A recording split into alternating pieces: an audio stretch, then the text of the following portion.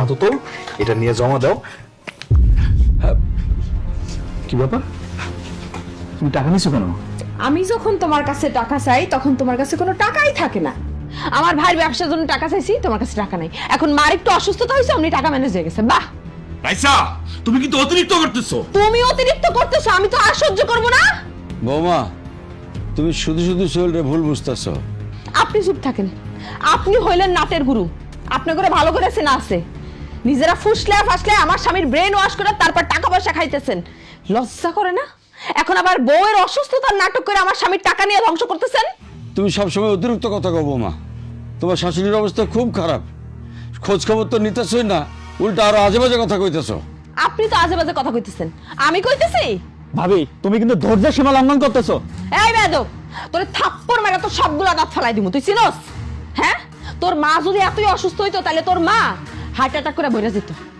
আমার স্বামী টাকা চিকিৎসা না করে তোরা তিনজন মিলে বিষ খায় মরে যেতে পারছ না? রাইসা, তোর কত বড় সাহস আমার মা আর ভাইকে নিয়ে যদি একটা কথা বলস, একদম তোর মেরে ফেলাম। তুই আমার গায়ে হাত তুলছস, তুই আমার গায়ে হাত তুলছস। তুই জানোস আমি কি করতে পারি? তুই যা খুশি তাই কর, গিয়া যা। আব্বা ধরো। আমার গায়ে হাত তুলছস না? আমি নারী নির্যাতন মামলা দিমু। 2 টাকার মুরব নাই, আমার গায়ে হাত তুলে আমারে মারে। নারী নির্যাতন মামলা দিবি? তুই মামলা দিবি আমারে? মামলা ভয় দেখাস?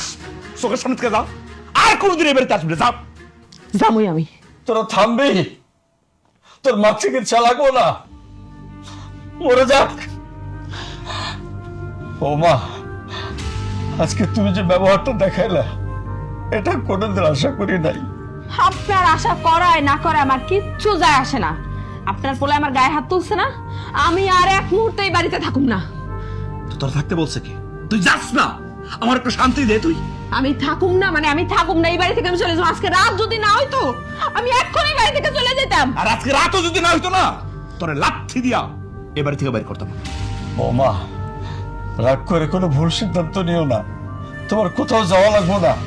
আমি থাকুম না মানে আমি এই বাড়িতে থাকুম না। থামো, তাহলে একটা সত্য কথা শুনে যাও। তুমি তো ভাবতেছো সোহেল আমার টাকা এনে দিছে। না, এই টাকা আমার জমি ব্যবসার টাকা। আব্বা চুপ থাকো, ওরে সবকিছু জানাইতে হবে কেন? হ্যাঁ, ওর দরকার আছে জানানোর? তুই আমার চোখের সামনে থেকে যা, আর কোনোদিন তোর আমি দেখতে চাই না। যা।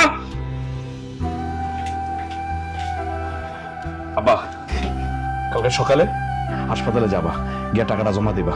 আমি ক্লাস শেষ করে আসতেছি, ঠিক আছে? অমানুষ কোথাকার।